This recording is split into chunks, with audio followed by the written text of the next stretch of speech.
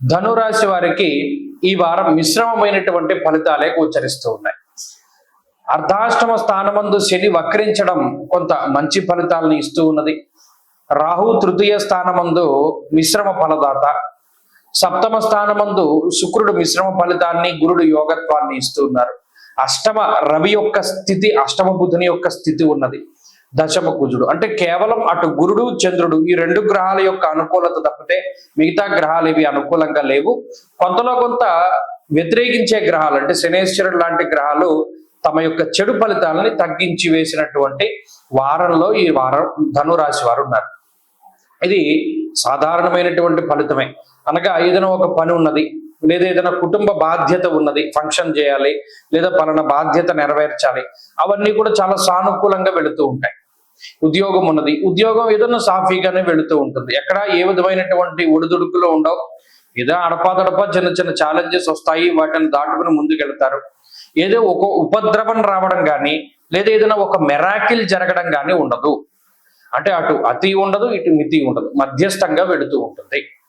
ప్రతిరోజు లేవడం, దైనందిన జీవితాన్ని గడపడం, మళ్ళా ఆఫీసులకి ఉద్యోగాలకి వెళుతూ ఉండడం, మీ పనులు మీరు చేసుకోవడం, రాత్రికి వచ్చి పడుకుంటూ ఉండడం, ఇలా సాగుతూ ఉంటుంది.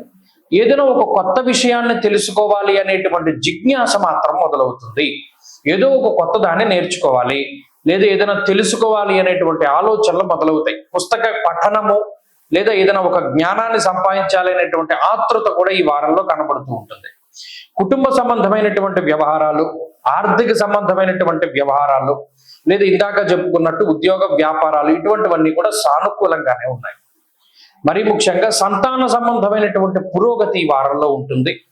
అంతేగాక వివాహాది శుభ కార్యక్రమాలకు సంబంధించినటువంటి విషయాలని చర్చించడం లేదా ఆయా కార్యక్రమాలను జరపడం అనేటువంటిది కూడా ఈ వారంలో మనం చూడవచ్చును.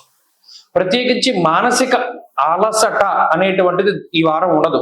మానసిక ఆందోళన అనేటువంటిది ఉండదు. చాలా ఫెయిర్ గా నడుస్తూ ఉంటుంది. అంటే నిలకడగా ఉండేటువంటి మనస్తత్వము, నిలకడ ఆలోచనలు, హరీబరీగా కాకుండా ప్రశాంతంగా ఆలోచించి నిర్ణయం తీసుకునేటువంటి శక్తిని ఈ గ్రహస్థితి ఇస్తుంది. కాబట్టి ఇటువంటి స్థితిని మరింతగా పెంచుకోవడానికి ఈ రాశి వారు ప్రత్యేకించి ఆరాధించవలసినటువంటి దైవం కాలభైరవుడు. పరమేశ్వరుడి యొక్క స్వరూపమైనటువంటి కాలభైరవ ఆరాధన చాలా మంచిది.